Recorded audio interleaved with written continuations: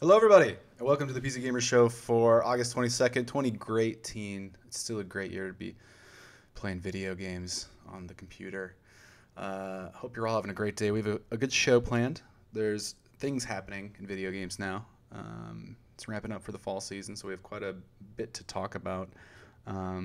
First, let me introduce my lovely guests. We got Chris Livingston, staff writer. How you doing, Chris? Hi, I'm good.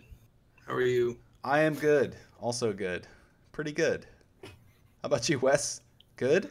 Wes Fenley, Yeah, I'm features good. editor. I'm good. I think we're all good here. We're all just good. Just good. You know, James, I would say maybe I'm even great. All right. Well, we need some positivity on here. Excessive positivity. Because I'm just sticking in okay. with good. Yeah, I'm I'm good. just good. It's a So, good time to okay, be playing good, games. okay, good and great. So we've got, I think, the bases covered. Right. Good. I'm very happy that PC Gamer is covering Gamescom, but I don't have to be in a crowd of like a million people at Gamescom I right saw now. pictures. That's They were pretty sharing cool. pictures from the queue out front, and it was wild. It was a sea of people. It was. I've never It's pretty been, big. and I'm scared to ever consider even being there because E3 was crazy enough, and PAX can even be pretty packed and smelly, but that looked like something else, something else. So hats off to our UK folks who are braving the crowds. But there's some cool stuff they're seeing, which is hitting the site like pretty much all week. So stay on PCGamer.com for all that stuff. But before we get to the news, I want to know what's been up. What you guys been playing? Anything video game or ball eccentric that we've been, and that'll make sense in a bit. I hope that I think James is trying to trying to segue for me here in the weirdest possible way. Yeah. So James, just for you, I played a Okay. new computer game over the weekend that is actually really awesome. Yeah. I'm gonna okay. So actually, I played it on the Nintendo Switch, but it's also on Steam. It's called Yoku's Island Express, and I've seen it getting some buzz over the past, I don't know, 3 months or so. I think it came out around E3 earlier this summer, Right. and it kind of got buried. I feel like not too many people have talked about it outside the few little articles I've seen.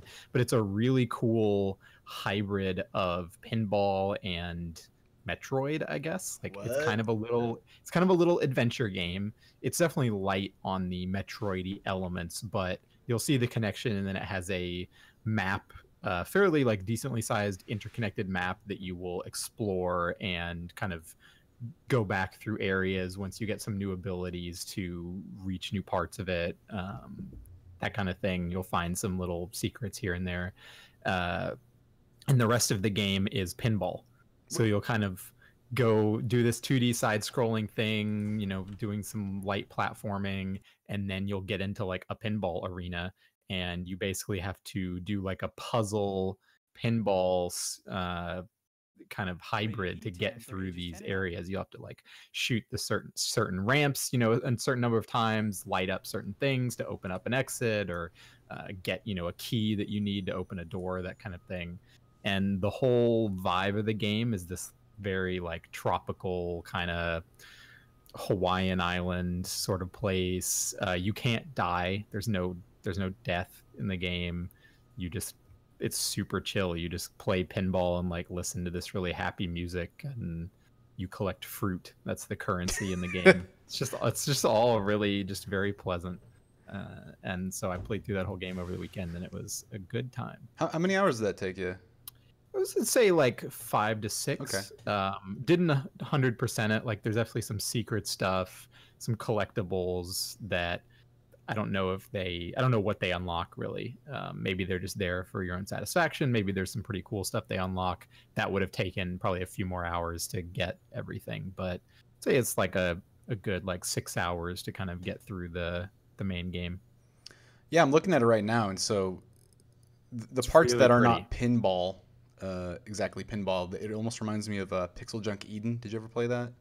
Not Eden. I played Pixel Junk Monsters, which was their tower defense game, which I loved. Right. But Yeah. I know Eden was really popular. Yeah. It looks like so.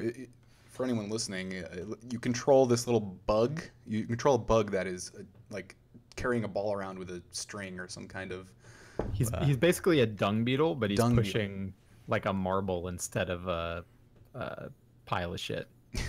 It would have been a little bit of a different tone for the game overall.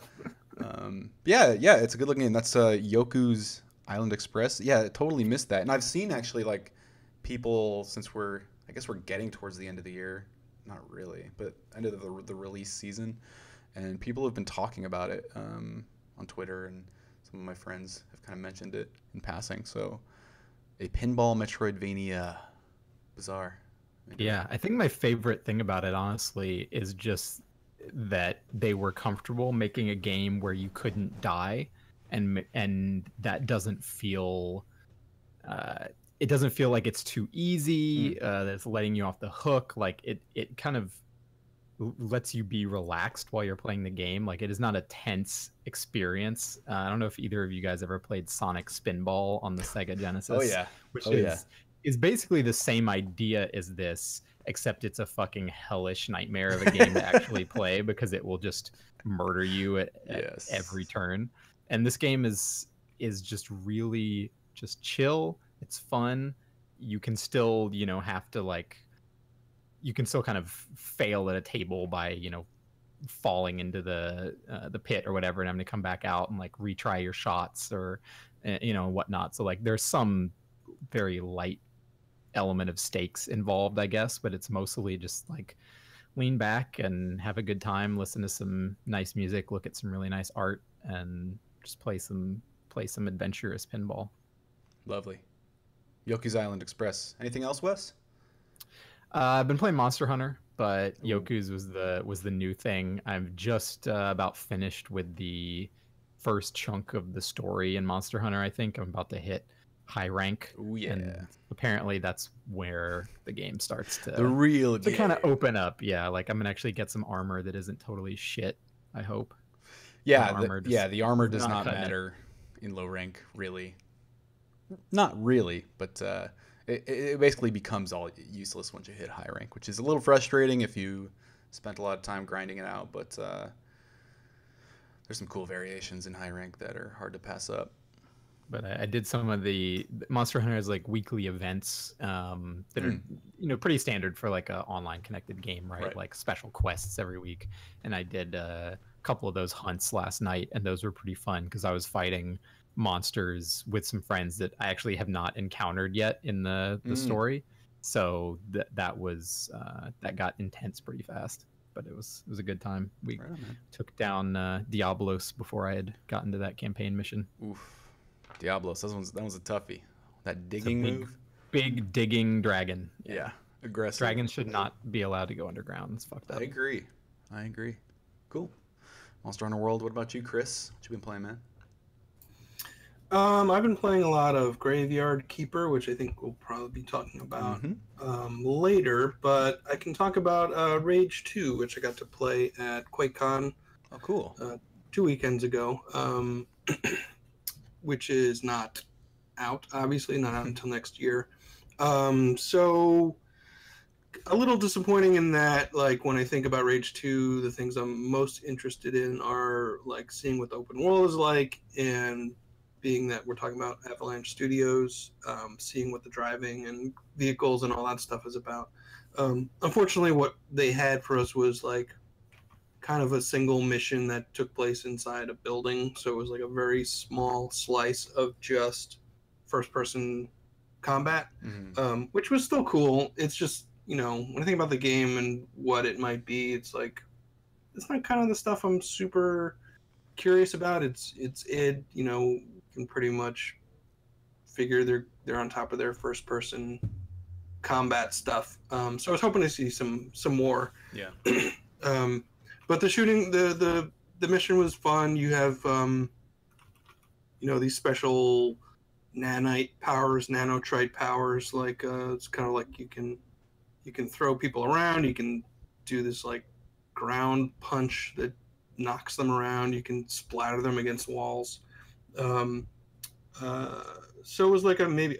There's footage of it online. Unfortunately, also another very disappointing thing for me was that it was um, wasn't playable on mouse and keyboard at the time. So I was handed a controller, which is always like I hate my that. my deepest dread. You are a true PC gamer. You're like, you don't even know how to hold a controller, right? I Like, seriously like I seriously, and I might have to write about this at some point because I'm curious if there are other people like me who to sit at a desk in front of a PC with a controller just feels so weird and like I don't want it. Like even like Rocket League, even like Super Mega Baseball, which I played a ton of, like I don't use controllers for that stuff. If I'm on a couch, controller's good. If I'm at my desk and there's a mouse and keys in a board, like I don't know why I'm so resistant to just using a controller, but so I don't use them, and I'm terrible with them, especially in an FPS game like Rage. So you can look at the footage and see just how shitty I am trying to aim.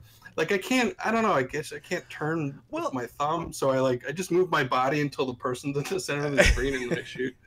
this might sound weird, but I feel like there might be a mental sort of like a mental barrier for using a controller based on the proximity to the screen. Yes. I don't know why exactly, but it's like because you're kind of holding it up in front of you. Like obviously you're not holding it in front of your face in front of the screen, but like it's higher than it is than a keyboard and mouse would be unless you're kind of leaning back with it in your lap.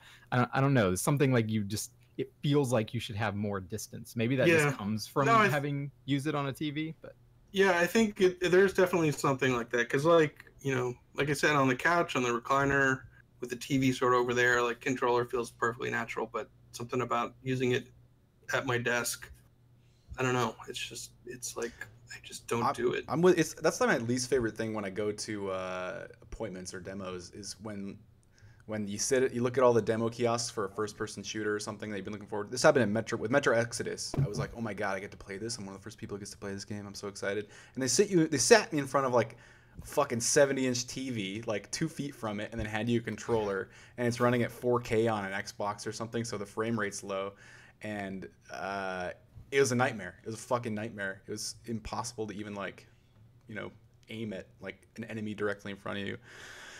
That's definitely been the worst trend of press events I've gone to in the past, like probably 1 to 2 years. Is they've really started like doing the 40 to 50-inch TV for each demo station, which is cool in theory, except they're in small rows. Mm-hmm. So like you say, you're sitting maybe 2 feet from the screen, like 1.5 feet, and that's a really big screen to be sitting that close to. Yep. And they're not turning on the backlight or anything, so it's just right in your face, just so bright.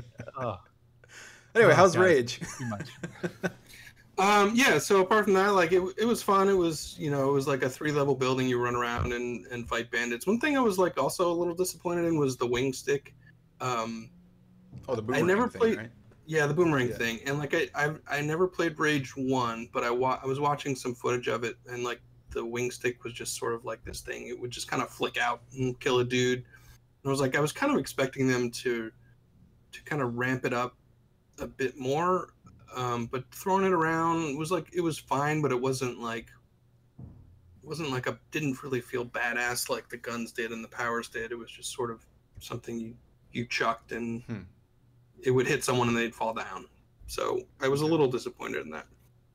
But it seems fun. The powers are fun. It's all very much designed to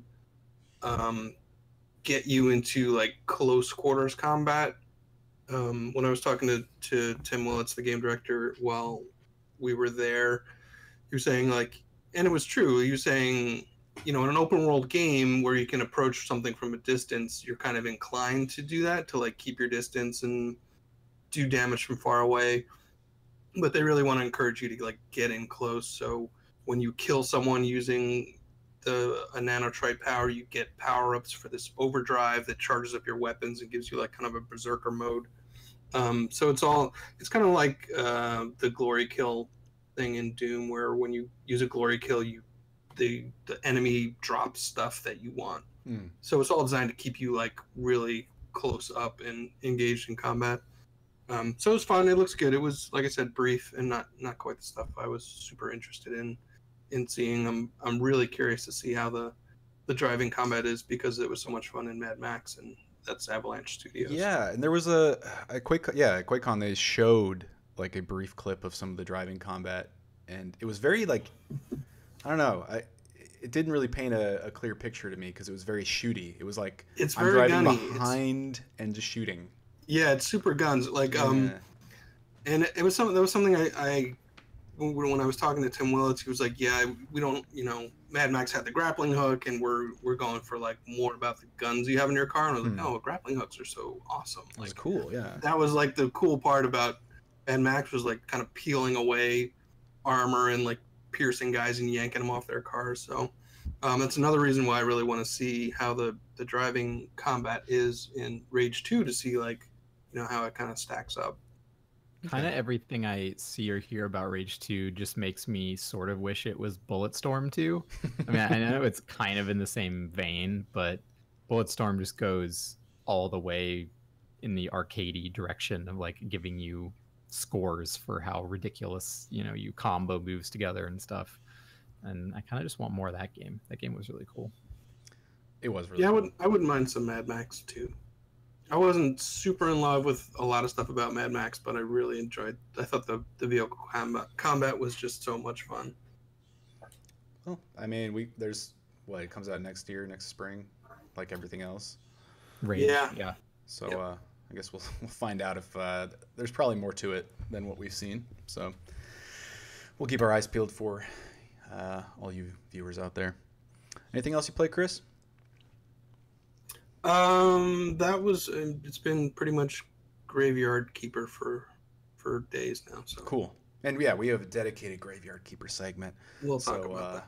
What What have you been playing, James? Oh, I poking at Monster Hunter. I'm like still far enough ahead of most people I know that I just kind of like distanced myself from it for like a week, and You just drop in like a monster slaying god every now and then to take something down for them when they need some help. Yeah. I mean, like every I would hop in like at lunch and just do a couple hunts with random people and help them take down the Anjanath specifically, because I love helping people with their first Anjanath, because I hated doing that on my own the first time. Didn't hate it, but it was just it was quite the wake up call. I'll say.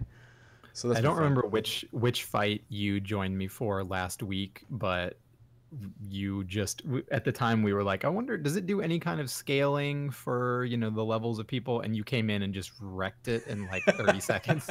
We're like, guess not. Yeah, and I mean that's kind of cool. I'm glad they just open it up like that. If you want to help someone just rush to a certain gear set and just crush their target, then you can.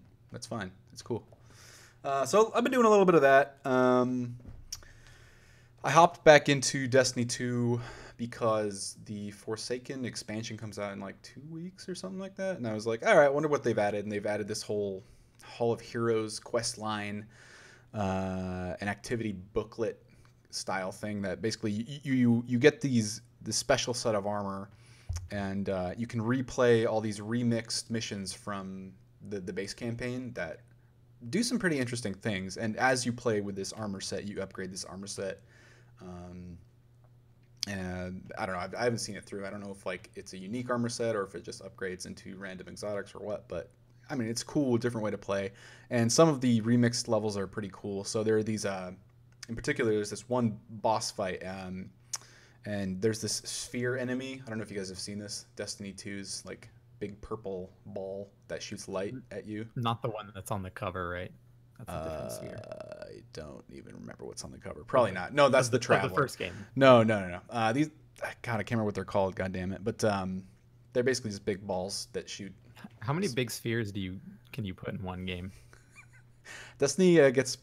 Well, I mean, I'm about to drop some more sphere knowledge on you because a lot. It can put a lot of spheres in the game because this remixed boss does something really fun where as soon as you kill it, if you deplete its health bar, it explodes into 2 smaller balls that shoot lasers at you. And then if you destroy those 2 balls, they turn into 2 smaller ones. and so on and so on and I didn't realize this was a thing. So I was like, all right, I'm just going to rocket launch this guy like over and over and over. And I did that. And then I realized there were like 16 tiny little versions of the boss floating around the level shooting lasers at me and dissolved me in seconds.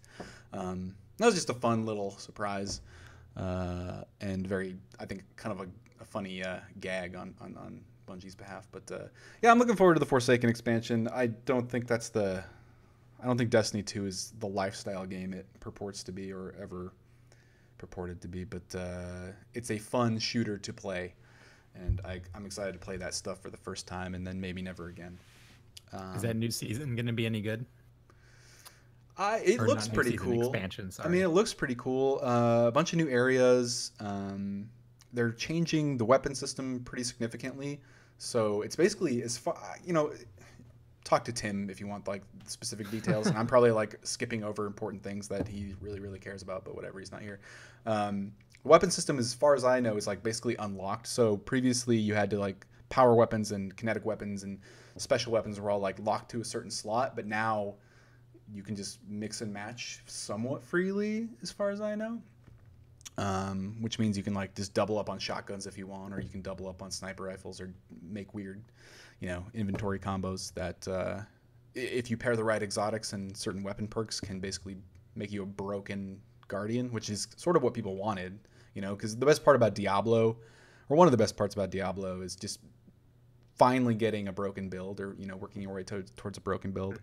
That just you click once and then your witch doctor just explodes in spiders and destroys everything on screen. Like I think Destiny 2 is getting closer to sort of that, which is good. That's great.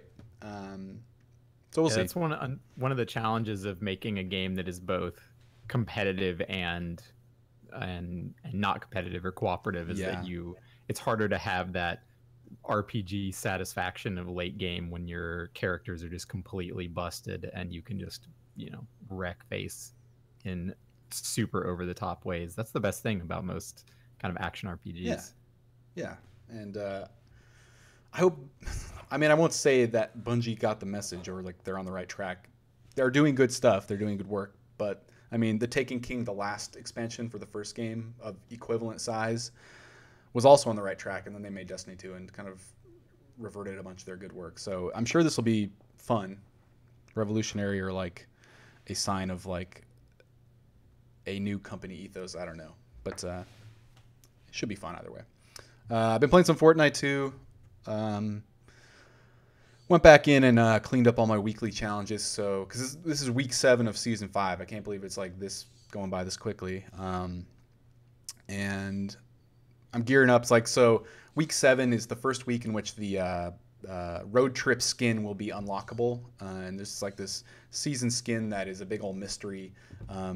Is only unlockable if you complete 7 full weeks of challenges. And I have 6 full weeks completed. The 7th week comes out tomorrow morning.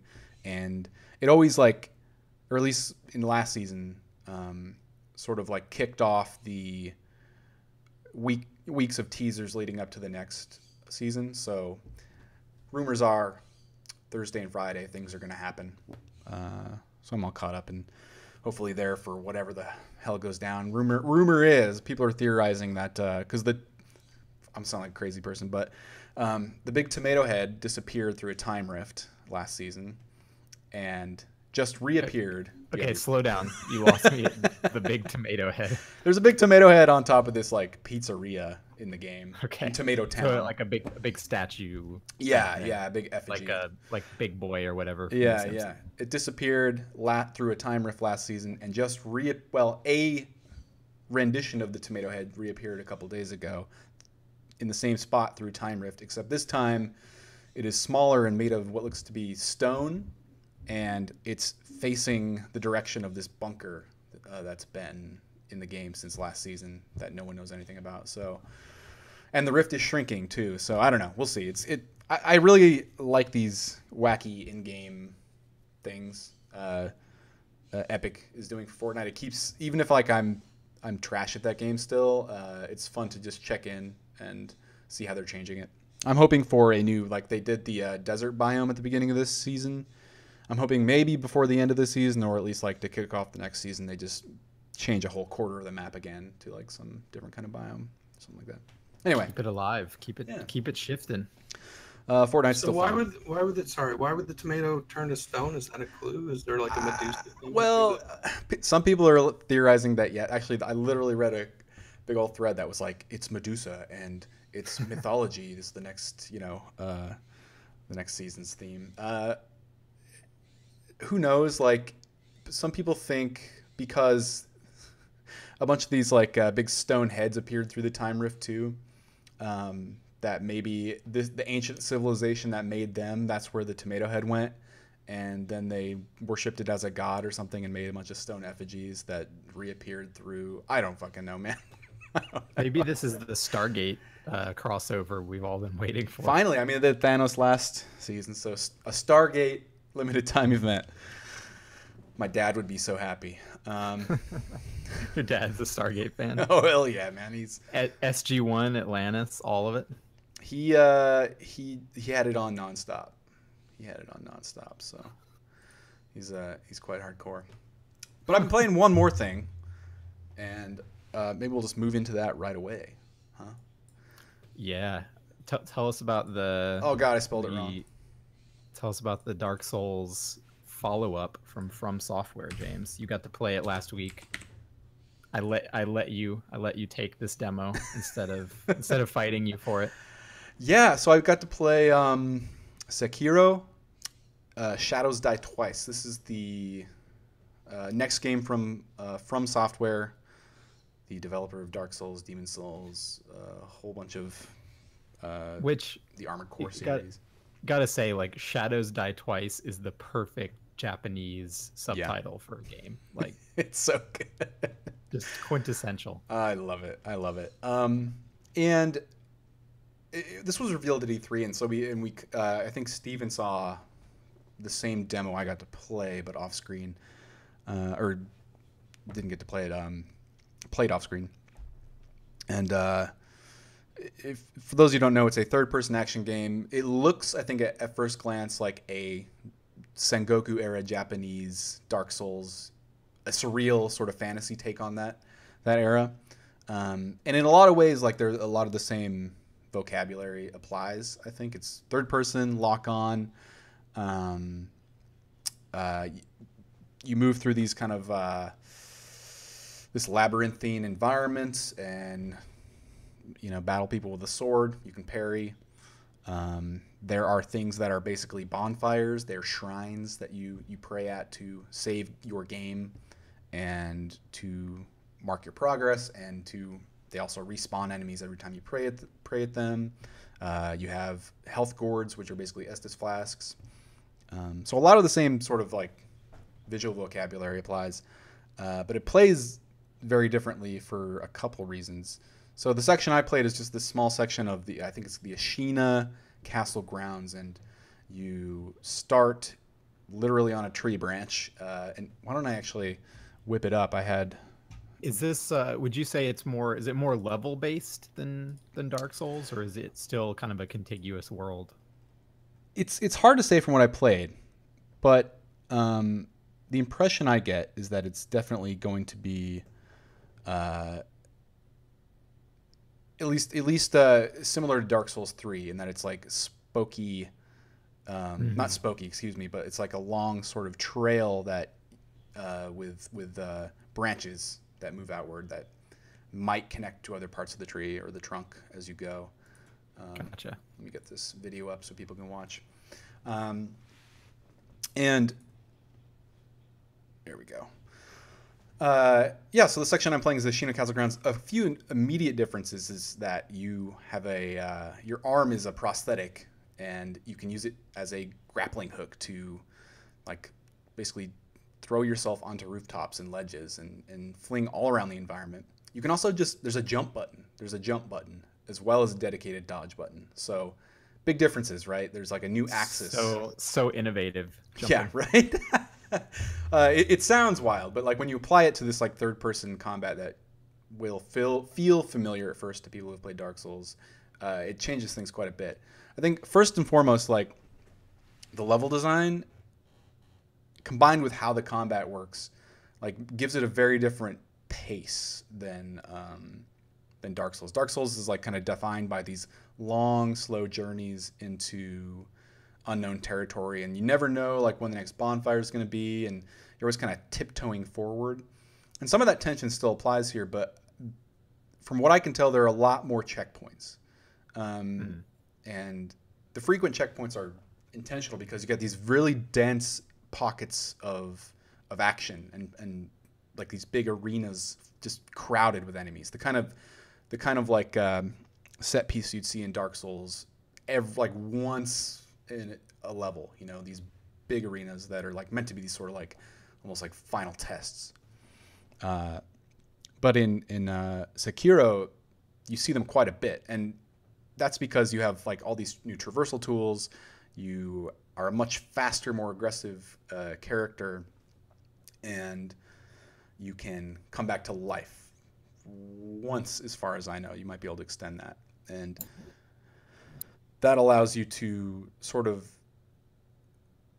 your traversal allows you to usually get like a bird's eye view of like an arena before you get in, and sort of take stock of who is where, and you know what kind of, you know, where everyone is, and sort of plan your route through the level, like who to prioritize and yada yada.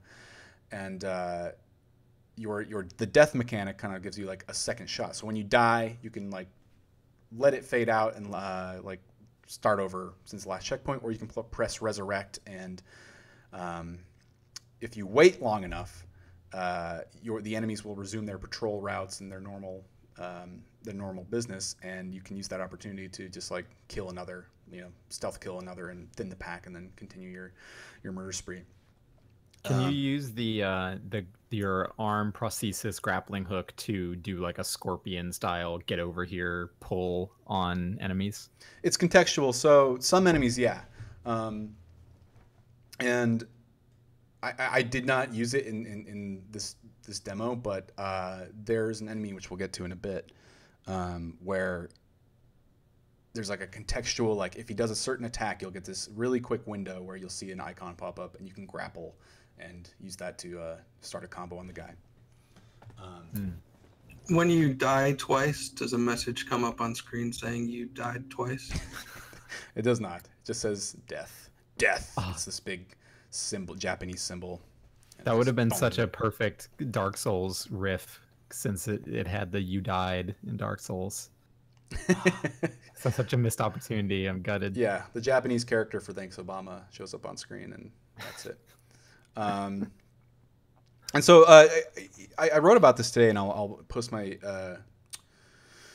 article in chat. But my takeaway from it was that it's more like Hotline Miami. The pacing and the combat feels more like Hotline Miami than it does Dark Souls. Again, sort of the same vocabulary applies to like how the combat works, or looks at least, but you're getting these bird's eye views of these arenas. So you're like planning your plot through it. And so I might, you know, hop into the bushes, crouch, which you can do, and be stealthy, and, you know, stealth stab a guy, then work my way around the perimeter, throw myself up to a wall really quickly, like shuriken this, you know, one of these old women who hold bells and set off alarms that alert everyone to your presence. I might shuriken them really quick and hop behind and, you know, take down the guards on the wall and like move to the center of the arena and engage in combat to finish out the rest.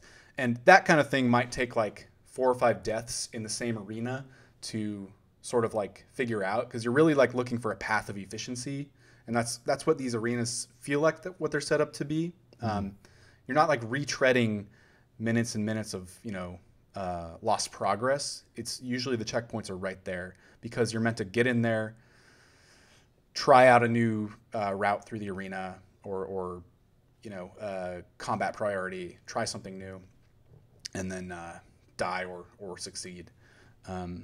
And it happens. That is a really cool approach, and it sounds a lot like Hotline Miami. Like, I remember kind of going like, okay, first I'm gonna go here, throw this at this guy, and then that's gonna make a noise, and this other guy will come through this door, and then I'll, you know, shotgun him, and then I'll use his gun to kill the third guy, and like watch out for the dogs as they come around the corner, all that shit.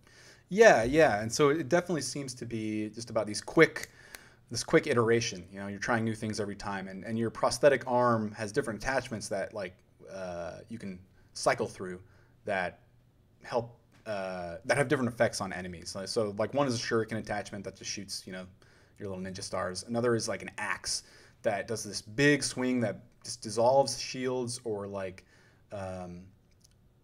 stuns enemies and gets their posture meter, which I'll talk about real quick. It fills that up real quick. Another is like a flamethrower that if it will stun enemies, sometimes catch them on fire, and if you combine that flamethrower attack with a couple of quick sword swipes, excuse me, your sword will catch on fire, and then you have like temporarily just a powered up sword. So there, and those are only 3. I know like in the trailer they have a bunch more prosthetic tools that I'm sure will make that even more complex and interesting. But your gameplay footage that you have in the article makes this game look pretty rad. It's so sick. And I'm playing it for our stream right now as I talk, but I just stabbed an old lady. Yeah, like adding stealth and the Z-axis, like the ability to jump to a game like, you know, a Dark Souls-like game really changes a lot, especially in combat, like one-on-one combat. And it's worth explaining how the combat is different too, because you are meant to be super, super, super aggressive in one-on-one fights. And that's because there's no stamina meter anymore. There's no stamina to manage. You can swing as much as you want. You can jump as much as you want. You can run. You can do whatever, grapple as much as you want. And the same goes for your enemies. Instead, there's something they have health bars and such, but they also have these things which are more important called, I think, posture meters.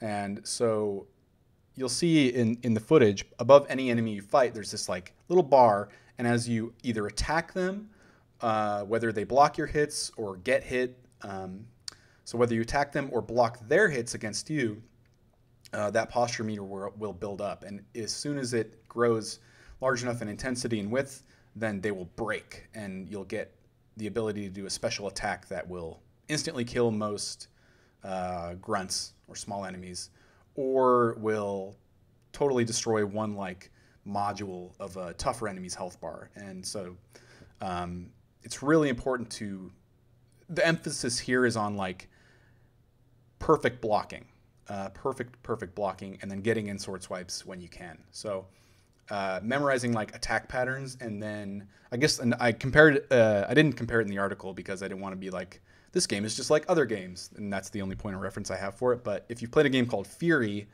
the sword fights in Fury, it's this kind of bullet hell samurai. It's like a boss rush game. Yeah, right? boss rush game. And the sword combat portion of Fury really reminded me of Sekiro, because there's a boss, for instance, that I fight, and I didn't get to record it, unfortunately, called the Cursed Monk. And the only way I could have whittled the Cursed Monk's health down, but its attacks were so powerful that it's just, you know, only pros are going to be able to do that. The only way to really take it down is to memorize its swing pattern and then time your blocks basically perfectly. It's almost like a rhythm game. So you're paying attention to its attack pattern, and then you're like tap, tap, tap, tap, tap, tap, tap, until you can build that posture meter up enough to just unleash a big attack on them and then back off and sort of repeat. So it's almost like a rhythm game in that way. Like you're really trying to memorize each enemy's rhythm, and it's not something like in Dark Souls where, you know, parrying was a thing and it's super powerful, but the timing was tough.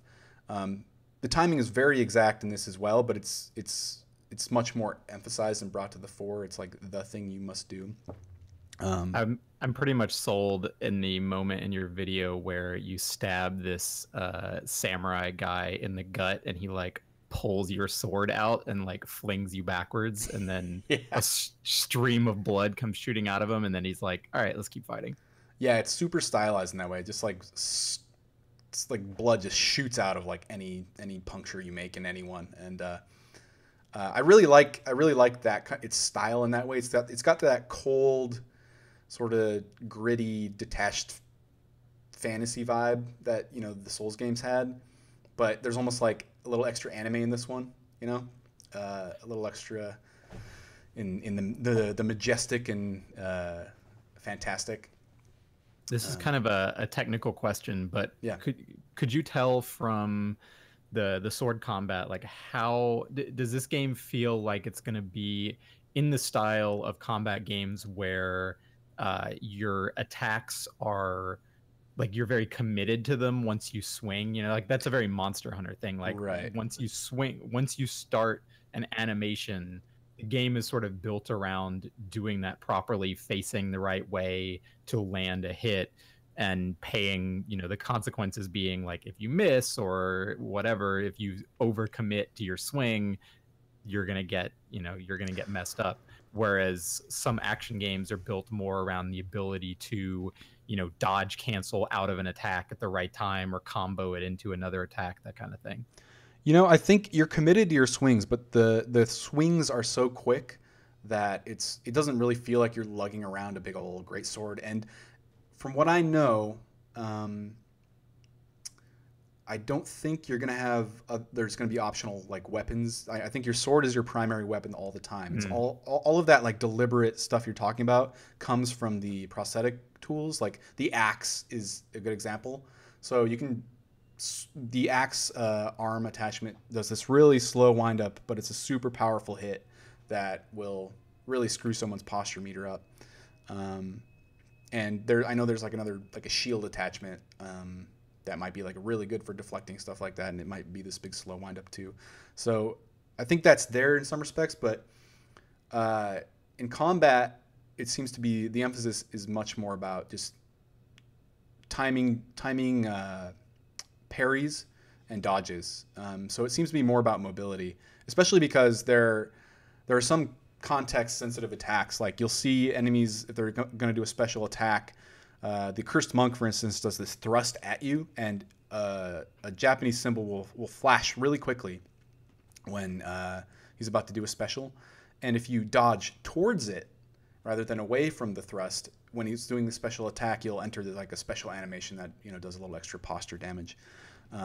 Similarly, like they'll do these big sweeping attacks that you can jump over that will be telegraphed by another sign that will also kick off a special attack. So it seems to be more about parrying, dodging, jumping, and really just like memorizing, being able to respond quickly to what your enemy's doing rather than like, you know, big axe windups and big deliberate movements. It's much more fast-paced. It feels like they've basically injected like Ninja Gaiden into Dark Souls. Definitely. And I think like it's going to get a lot of comparisons to Ninja Gaiden for sure. Some question in the Jules asked, how does upgrades, leveling up, customization work? They're not really talking about that yet, but there is some RPG stuff in there still, from what I'm told. What that looks like, I have no idea. There's no multiplayer in the same way as like Dark Souls and all that stuff too, which is kind of a bummer, maybe, but not that big of a deal.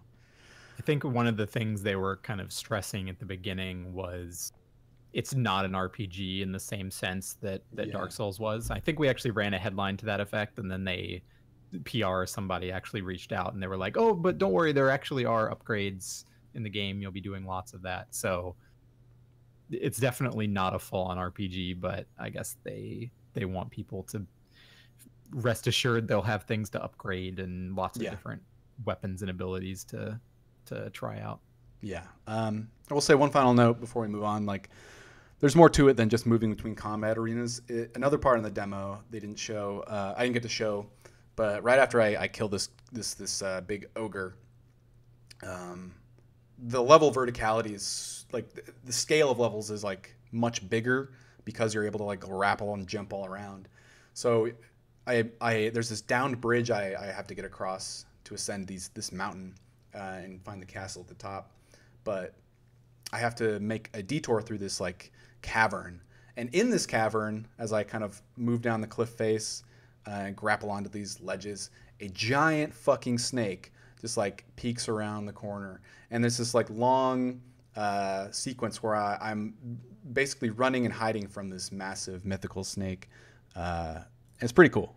So there's a lot of out of this world kind of wacky, creepy fantasy stuff still happening. If that's what you were hoping for. I don't think I've ever wanted to be walking anywhere and see a giant snake pop its head out from around a corner. Like, It's that is super detailed too. It's really gross, and it's just like so creepy. Casual Lee says launch day systems for Sekiro. It's launching on Steam and the consoles all at the same time. So that's March 22nd is when it's coming out. That's the other thing we learned. So next spring, there's still some time for it to cook, but pretty exciting. I'm very excited for that game. But I'll shut up about it. Let's talk about another game. This one is fairly morbid. I read your preview of it, Chris. You spent a good 30 hours in Graveyard Keeper, if I'm not mistaken. Yeah, I think about maybe 30 or 35 hours at this point. Damn, you have really been keeping that graveyard. I have been keeping it. Yeah, I've been doing a lot of stuff, a lot of horrible stuff in that game. So it from the outside looking in, it just looks like a Stardew Valley but morbid. Is it more? Yeah, like I've never played Stardew Valley, but I okay. definitely can say like this is of that ilk of a sort of management game, crafting, farming, resource stuff, where you kind of have a little house and you kind of build stuff and craft stuff. And but yeah, this is a bit darker. You're basically managing the graveyard and a church as sort of the main thing you're doing, which means dealing with dead bodies that are dropped off. It's kind of like a medieval setting. So these dead bodies come by in a cart and they're kind of dumped outside your morgue, and you can autopsy them and take out their internal organs, their skin, their flesh, their fat, their blood, eventually bones, brains. You can pretty much carve a lot of stuff out of a dead person. Jesus. And then the idea is you know, I don't know what the idea is. The idea is there's a million things to do at all times, and you can do them.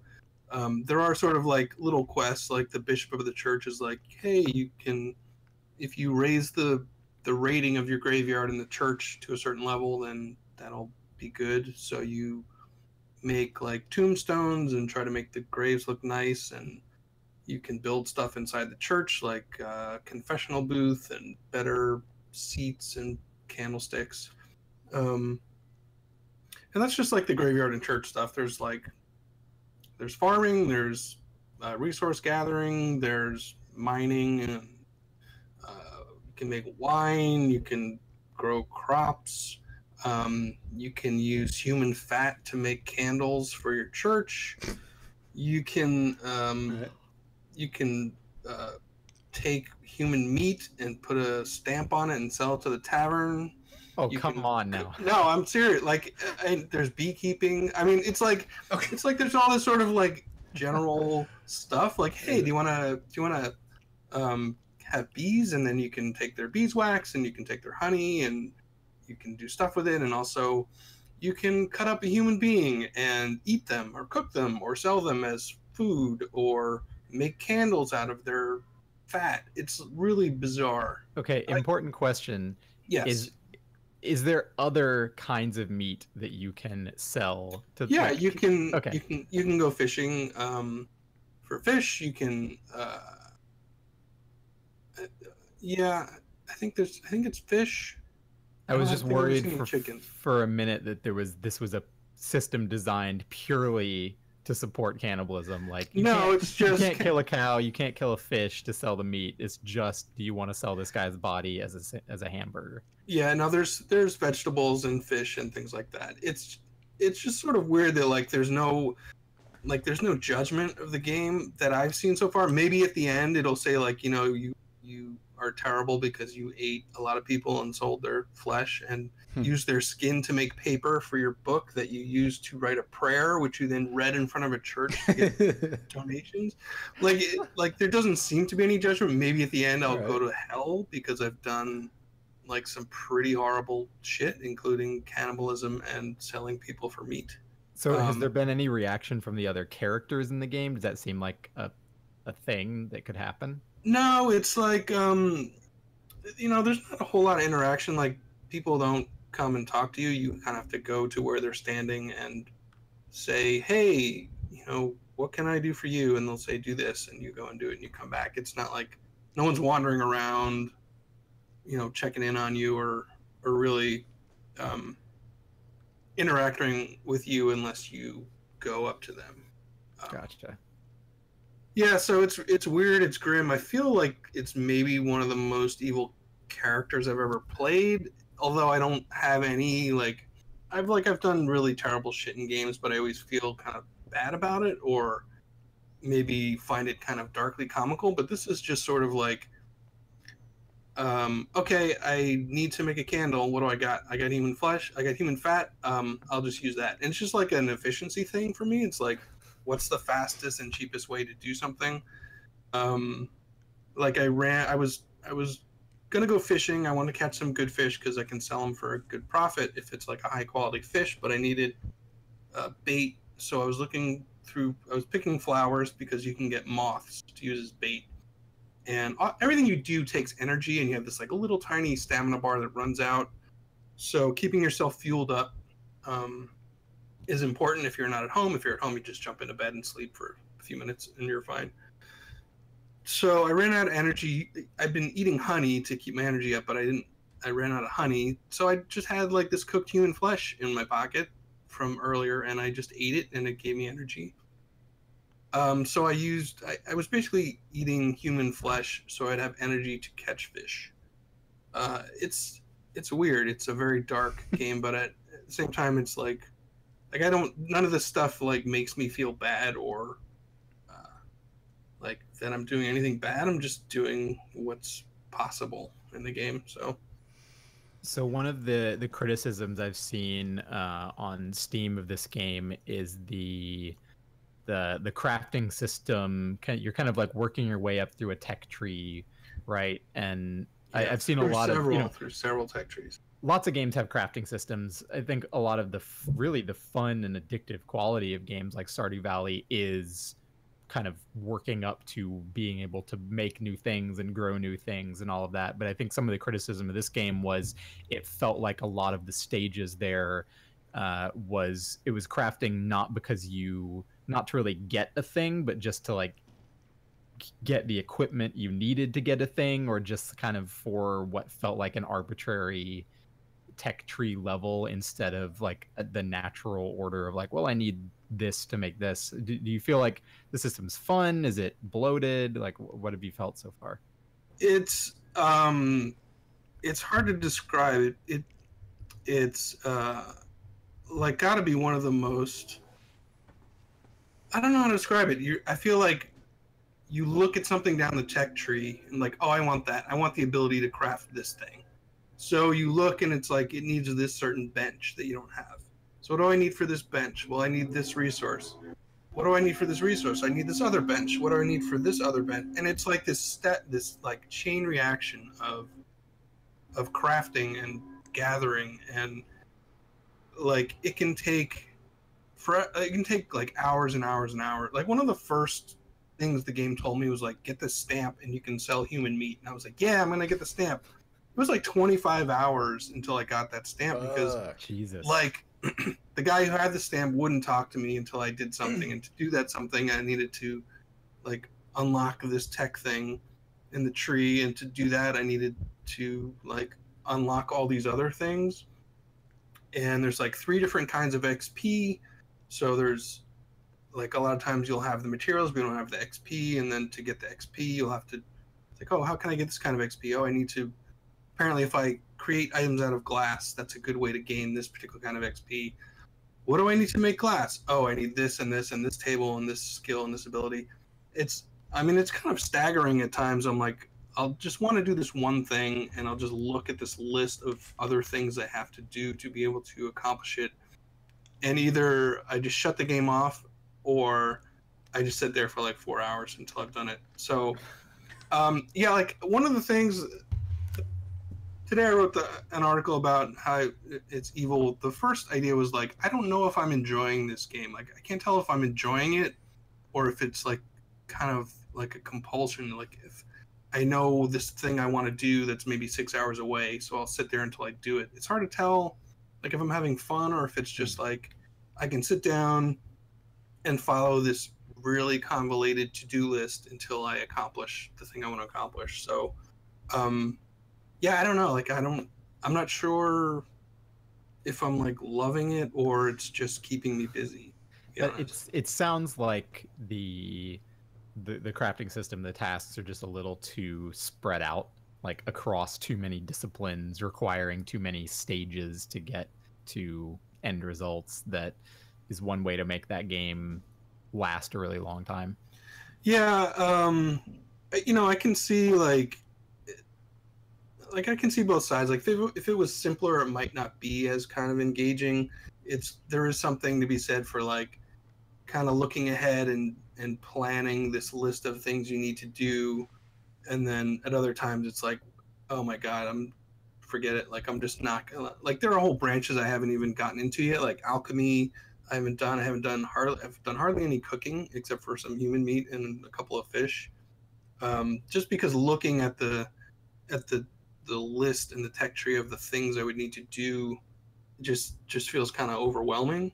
But I mean, part of it's like is that I'm just really impatient. I think like if this game had microtransactions, like if it was like, hey, you can spend $1.99 for 500 blue XP, I would be I would just spend so much money just to avoid like a lot of the time. I would have spent so much money by now. So I'm glad it doesn't, because I don't know if that's a great sign for the game.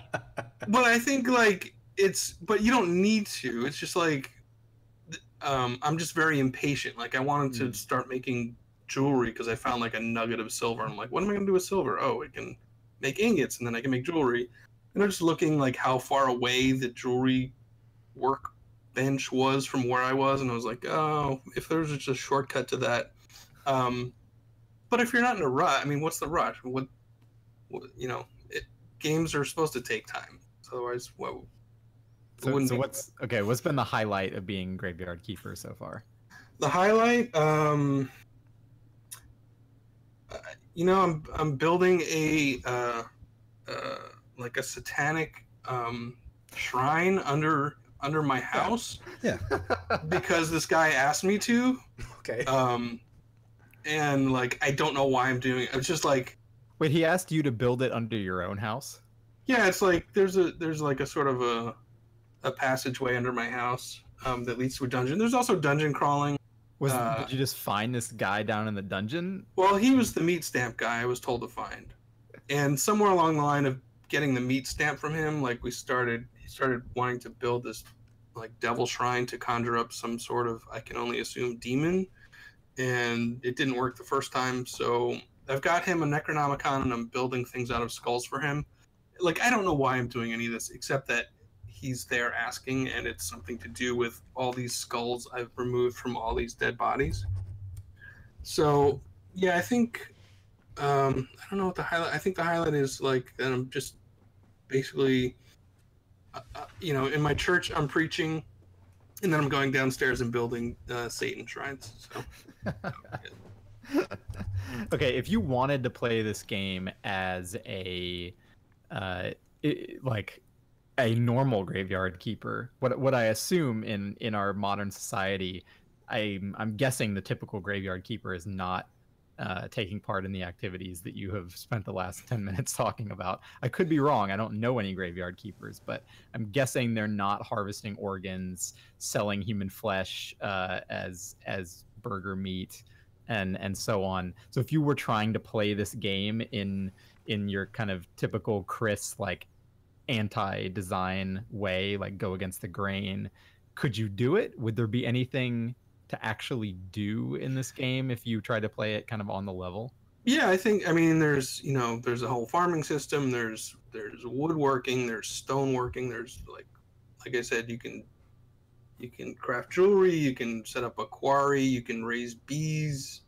There's tons and tons of stuff, and like I didn't know that like you can buy candles from the bishop. They're just really expensive.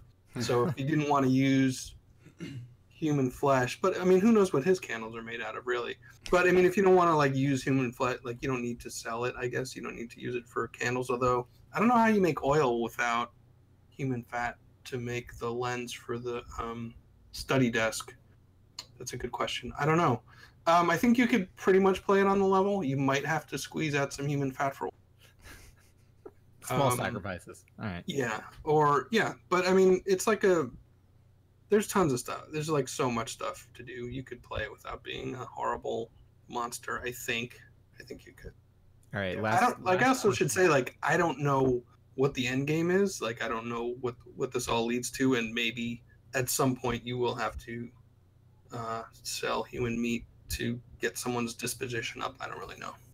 My last question: corpse brides, yes or no? I don't understand the question. Corpse brides? Like, am I married to? I mean, in Stardew Valley, in these typical games, you can eventually get married, have kids. Can you marry a cadaver?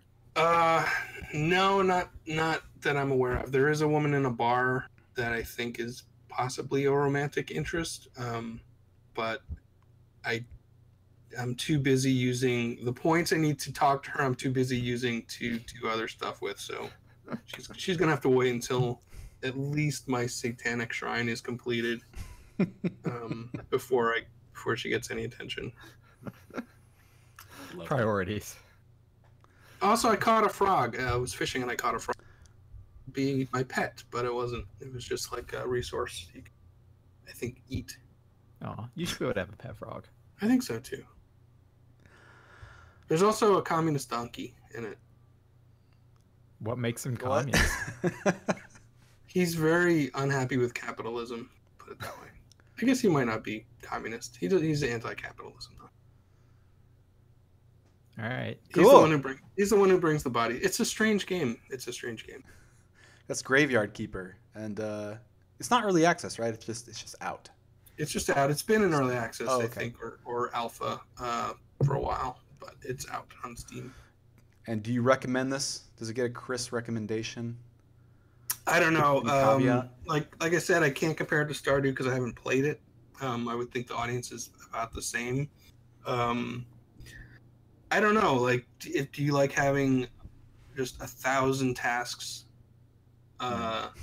set before you, and a lot of work and a lot of crafting? I think you'd probably, if you like a really big ass to-do list to just like lose hours of your life to, then I would probably say, yeah, give it a try. Cool. Right on. To-do list simulator. The new genre. Let's move down our own list and talk about the Nvidia RTX announcements that happened earlier this week at Gamescom. Just days ago. We're getting new graphics cards, everybody. Woo! It's been a while. Feels like it's been a while. It's time. At least. Nvidia announced the RTX line. Is that what they're calling them? It's running on Turing architecture, and they are coming out September 20th. Am I making that up? Using the wrong mouse? Yeah, you are not making that up. That's correct. Launching September 20th. Some of these are pretty expensive. The RTX 2080 is TI Founders is $1,200 buckaroos. The 2080 Founders is $800, and the 2070 is starting at $600. But there are reference models that are lower than that for sure. But still, it's but maybe not much lower. Not much lower. The thing is, it seems like Nvidia really wants a bigger slice of the pie from their own graphics card sales than they were already getting. I don't know what the financial split was between, say an MSI who makes a GTX graphics card and, Nvidia who makes the chips. But with the Founders editions that they did for the first time last generation with the 1080 and 1070 and so on, they were charging, an extra $100 for those cards. And those cards were actually basically worse than the aftermarket cards you would get from Asus or Gigabyte or something, while being more expensive because they had kind of a stock cooler on them. They weren't factory overclocked. So there were a lot of reasons to buy, a card from one of those other companies if you could wait after the first, I think it was the first few weeks or month maybe that you could only get the Founders Edition cards. This time they're doing a little bit more. They're actually overclocking them. They have a new cooler on them, so there's more value in those cards. But that kind of makes me wonder how all the partners feel about it. Feel about Nvidia kind of going at first like, hey, buy from us. Be a founder. These cards are cool. Give us all your money. Can't feel that good, but hopefully once they're all out there, it'll even out. But these suckers are supposedly very, very powerful. The buzzword around, or I guess buzzword around the RTX line is ray tracing, and ray tracing is a complex thing that is best boiled down to, well, I don't know what it's best boiled down to, but it's basically like a more natural light means of simulating light in games that basically simulates the photons hitting your eyes, as opposed to sort of all these smoke and mirrors workarounds that games traditionally use. And these cards, tiering in general, is supposedly much better at rendering ray tracing than ever before. The thing is, ray tracing is a tech that games have to use in order for it to be, or integrate. Developers have to integrate for it to be used. So, yeah, it's not just like a switch you can flick on. Yeah, it's not like if you buy one of these cards, it's going to add ray tracing to your games, right? Yeah. It's like think of it sort of like HDR or Nvidia's like PhysX, features, those kind of things. Like it's something that the game developers are going to have to build into their games, and kind of remains to be seen how much effort that takes and how many developers will put forth that effort right now. There's a good chance that 5 years from now it's kind of the way everybody does it, but right now it's going to be a pretty slow process. Yeah, and it's a noticeable effect. I don't think it's a game changer by any means, but in terms of the realism of a scene, like they gave a couple demonstrations in like Tomb Raider and Metro Exodus, and I think what's Remedy's new game called? Control, yeah. Control, and it looks pretty dang slick. They were just flipping it on and off. You get, and Battlefield 5, and it's super noticeable in the in just reflections. So like in Battlefield, they were like looking at the surface of a car while the hood of a car while an airplane like was exploding above them or something, and you could see it wasn't like cube mapped, or it wasn't just reflecting the light. It was like the image, a natural-ish image of the plane above, in real time, exploding, and that kind of thing, or like the glass panes on a bus. Mirroring the, one-to-one, basically an exploding building across the way. It's pretty cool. The thing is, like, we're getting there's some reports that it is still, even though these cards are designed to run ray tracing at, higher fidelity and much faster frame rates than the 1080 line kit now, it's still pretty difficult. At least in these early builds. They've basically built, technology into these cards that doesn't exist on the previous generation cards to handle this kind of processing. So I don't know if they've given out any kind of numbers on this, but my guess is if you tried to run the real-time ray tracing stuff that they're doing in Tomb Raider or Battlefield on, a GTX 1080, it would probably run at like 2 FPS or something like that. Like it wouldn't work, basically, because they just don't have this kind of technology built into the card.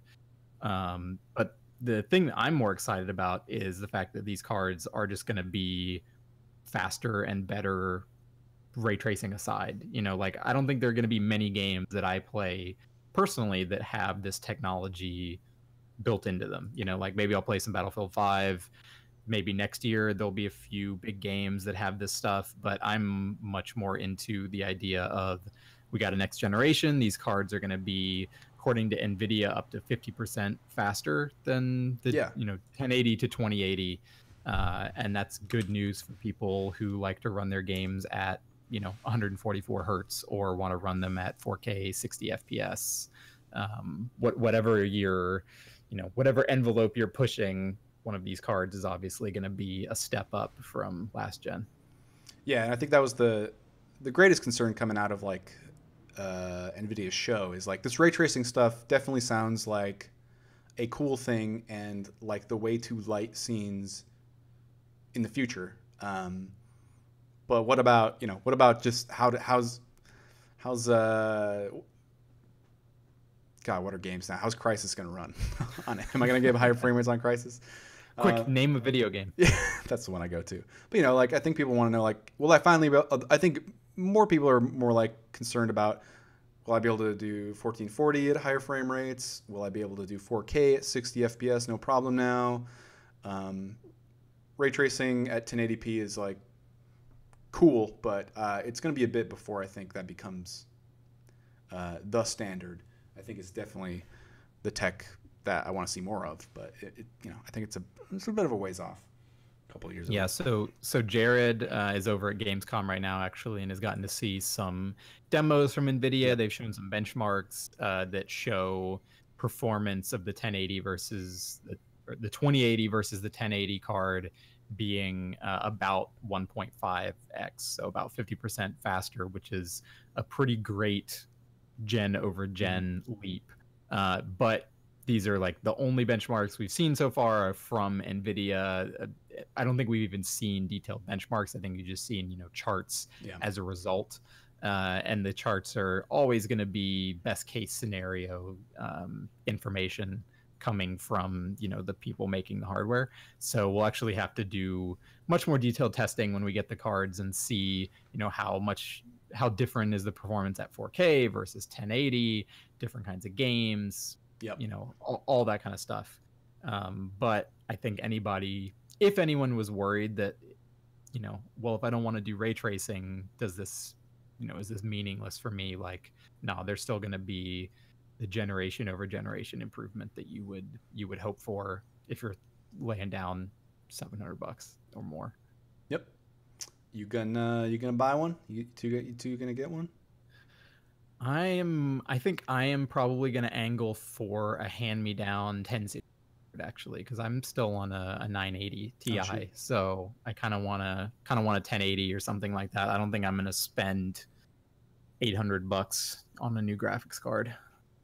Yeah, my thought was like, ooh, price drop on the last gen. Yeah, so I think it's gonna be good news all around if you've been wanting to upgrade. New lines coming out usually are. It's usually a sign that price is going to drop. So keep your eyes peeled. And yeah, I think crypto, we ran a story like a bunch of crypto prices have been dropping significantly too. So chances are that these aren't going to get swept up and consumed by. I don't think there's much risk of that. Yeah, anymore. And if you want the new hotness, but you don't have this kind of money to spend, the 2060 kind of third tier card is really the 1060 960, that kind of that midpoint in the lineup is usually the great kind of mid-range card for most people. I think the 970 was sort of an exception because it was really well priced, but the 1060 was a good card for anybody who doesn't need the super high-end stuff. Yeah. And I think the 2060 will probably be the same. That won't get announced for a while. It's probably coming, end of the year or early next year or something like that. But I'm betting based on the current prices, that one's going to be more around, $400, something like that. And that'll be a bit more affordable for the average person who doesn't want to spend $700 to $1,000 on a graphics card. Yeah, I'm good. Upright Lord Apollo. I'm doing okay with my 480 Ti. All right, man. All right. Wow. All yes, right, that's it's like less than a month from now. So yeah, stay tuned. We'll have plenty on those cards as soon as we possibly can. You bet Jared's gonna go hard on those. But let's move on to questions and then wrap up for the day, huh? If you have any questions for us in Twitch chat, just tag PC Gamer with any question about games you got going on today. We have a user, Sekiro Shadows Die Twice, is in the chat. Hello. don't know if you're an official account, probably not, but that was a good name grab. We do answer questions from the PC Gamer Club Discord first. If you don't know what I'm talking about, go to club.pcgamer.com to find out more. It's a $5 a month subscription service. You get ad-free experience on the site, digital subscription to the mag, free games, first access to beta keys, some high-glossy photos of Tub Geralt, and access to our PC Gamer Discord. It's a nice little deal and a nice way to support us directly. But let's answer those Discord questions first. Chris86 asks, so what are your thoughts on the new Valve Linux initiative? I feel like this is big news. So you guys familiar with this Valve's update to their sort of stance on and progress on Linux gaming? Yes. So they basically incorporated what's it called? Is it called Wine? Is that what it's called? It's like an emulation tool? Yes, it's like a wrapper for an OS within an OS. Yeah. So their Linux platform now, as I understand it, has integrated tech from Wine that allows nearly every game to be playable on Linux systems to a degree. Yeah. Pretty much. Yep. Yeah. So games that do not have existing Linux versions, right? Like Yes. versions of the game developed specifically for Linux are going to be playable this way, which is for Linux people pretty great news, because as many games as are on Steam, only probably 10%, something like that, actually have Linux support. I just made that number up, so I mean, it's not a lot. Sorry, it's not a lot. Yeah. So I think like for Linux, this probably doesn't feel like big news right now to anyone except Linux users. But I think if you take into context like Valve's sort of previous statements on wanting to like just move away from like or feel less dependent on Windows as a platform, I think that's what's interesting about it. Like if they're able to make all games playable on an open source platform from here into the future, like what does that mean for the future of Steam in general, and like PC gaming as a platform? Will we need Windows in the future? Who knows? It seems like also a great thing for developers who maybe, I don't know what it takes to make a game run on Linux, but if it's one less thing, a small developer or publisher has to do, it can definitely open up their game to an audience they wouldn't have gotten otherwise. So yeah, the really nice thing here is, like you could do this before. You could run Windows software like games through Wine, but they have really gone out of their way to build technology on top of that and make Wine a much better tool for running games, increase the performance, support controllers, that kind of stuff. So what you might have been able to run like Battlefield on Linux, but it's going to actually run at like 20 FPS and like be, a really crappy experience. Something like that is now hopefully going to be, in general, like a pretty good experience, no compromises. Yep. So it's cool. I think it's great news. If they had this back when they launched Steam machines with all those hardware partners, and then those went absolutely nowhere, I don't think it would have completely changed the trajectory of that hardware, but I think it would have made a difference. Definitely. You could play like Borderlands and Half-Life 2 at that point. So it was, this is good news. I'm happy about it. Let's ask this next question. Comes from Mildos. Monster Hunter World's mouse camera acceleration issue got me thinking. Is it just considered a non-issue when a game doesn't properly adapt its controls for the PC port or version? Why are PC gamers expected to just deal with secondhand BS when that sort of thing wouldn't ever fly on a console platform? And I like two levels to this. Like Monster Hunter World's mouse camera control doesn't feel bad to me. I guess it's like tethered to a virtual joystick or something in a way. Wes, do you use the mouse when you're playing? I don't play it mouse and keyboard. I did a little bit right when it came out. I tried it for a while, and the acceleration in the game didn't really bother me either. It's not something that I would want in a first-person shooter. I guess just due to the style of the game, it didn't bug me too much. Maybe it would have if I had played more of it, but I feel like it's sort of a loaded question because there's a lot of different ways this can go, right? Like it wouldn't fly on a console either if the primary control scheme for a game just sucked. Like people would rightly criticize that.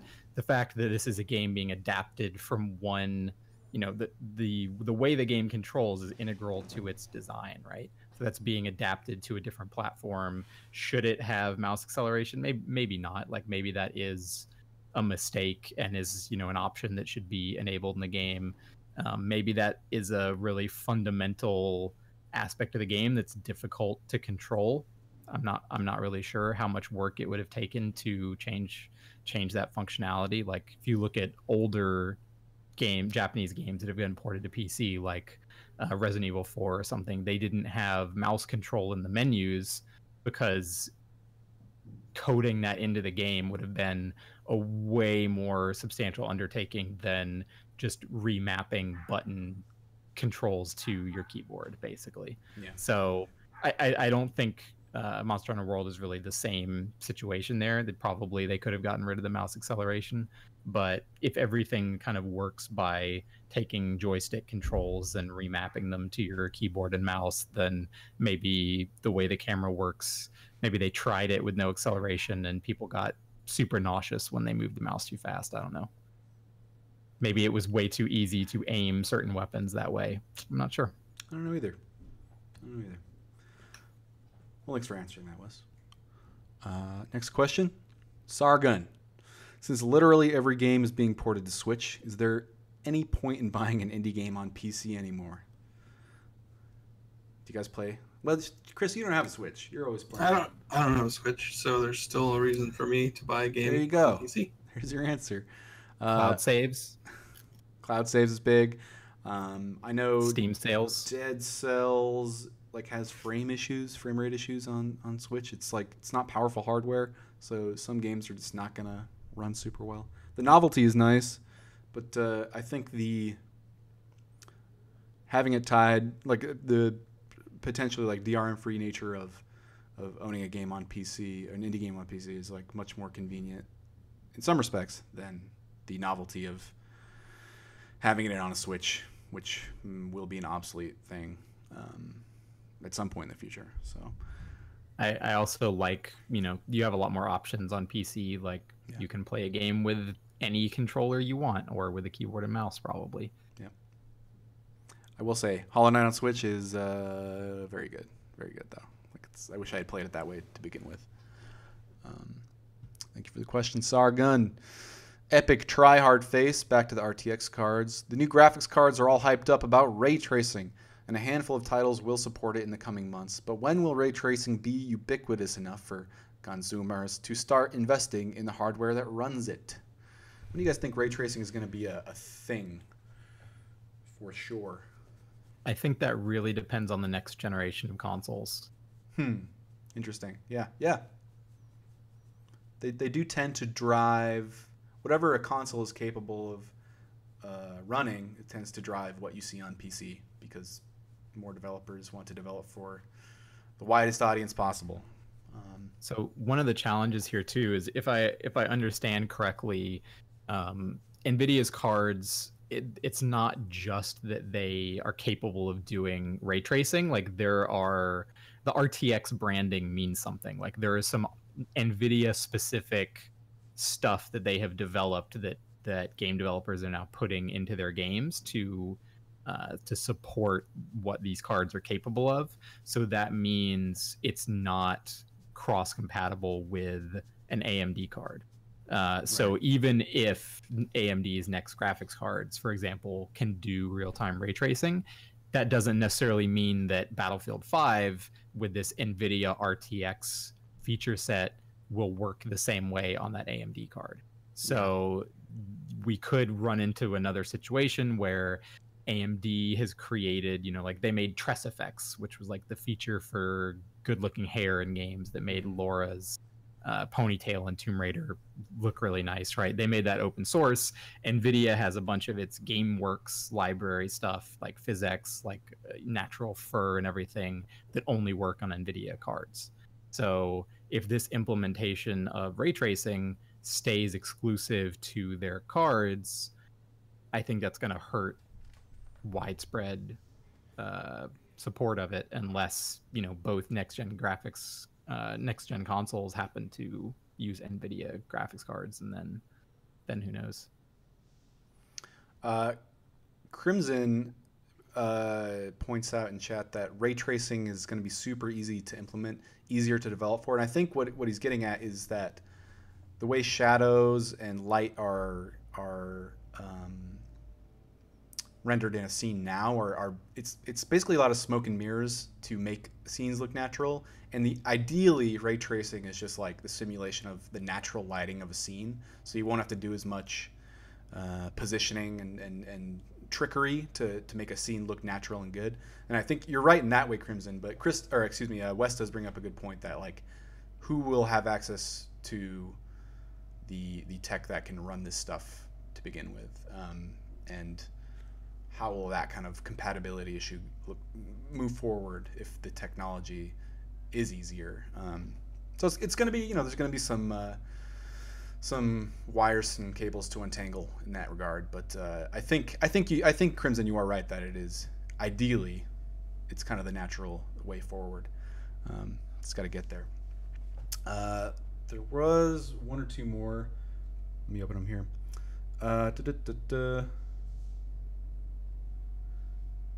JBJ Blaze, saving the worst of today's for last or not. What multiplayer and co-op games do you prefer playing solo? And what single-player games do you wish had multiplayer and or co-op functionality? Is there any kind of game you wish you could share with people, or games that you wish you could keep people out of? I'll say one, and I don't know what this would look like, but I think the way Fortnite's mechanics have like evolved in Battle Royale would make for really interesting single player puzzle solving campaign of some kind. I'm not exactly sure what that looks like, and I don't know if Save the World is what I'm thinking of, because Save the World is tower defense and base defense, and you're shooting hordes and hordes of the same thing. But I think much more like deliberate, fast-paced use of those building systems could make for a really interesting, almost like linear shooter in a weird way. I don't know how that would fucking work at all, but I fantasize about it quite a bit. What about you, Chris? I always kind of thought like playing, and I think there are some modders maybe even still working on it, was a way to play like some of the Bethesda RPGs like Skyrim or Oblivion, like co-op. I always thought would be cool. Obviously we're getting Fallout 76, which will be multiplayer, but I don't know. I think there was a modder working on like a Skyrim multiplayer mod, but I don't know if it was ever completed. One series that I have played a bit of in co-op and really, really enjoyed is the Tales JRPGs, like Tales of Vesperia. I played last year in co-op, and that was a really fun time. And I wish there were more sort of action RPG games of that style that let you do battles in co-op with a friend. Cool. Stalker 2, one of the Stalker games, would have been pretty dope. Yeah. If it was like really big, like if it wasn't like 100 people, but it'd be kind of cool to just be kind of, I guess it would be kind of like a Daisy type of feel, where if you're wandering around Stalker and you saw someone like hunting for an artifact or something, it'd be kind of cool. I think but probably helpful too, because the game is already brutal enough without getting murdered by other players. I was gonna say I didn't play a lot of Stalker, but what I did of it, every time I got in a fight, I just died instantly. Yeah, Stalker could benefit from something like Dark Souls multiplayer, or like maybe whatever Doom Eternal's invasion thing is. It would be cool. Yeah, to, like, kind of like an optional, like you can let someone into my game and see what happens. That'd be kind of cool. Yeah. Cool. Thanks for the answers, guys. And that's going to do it for us today on the PC Gamer Show. We're all out of time. Thanks for hanging out.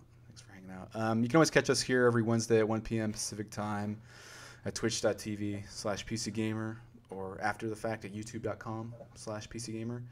You can get the audio version at pcgamer.com/tag/podcast. You'll find the RSS subscription feed there, the iTunes feed, and the MP3 for direct downloading if that's your thing. But yeah, thanks for joining. Next week, I'm sure we'll have plenty more to talk about because games keep happening, whether we like them to or not. Can't stop the games. Can't stop them. Until then, never forget the power of play. Bye, guys. Bye.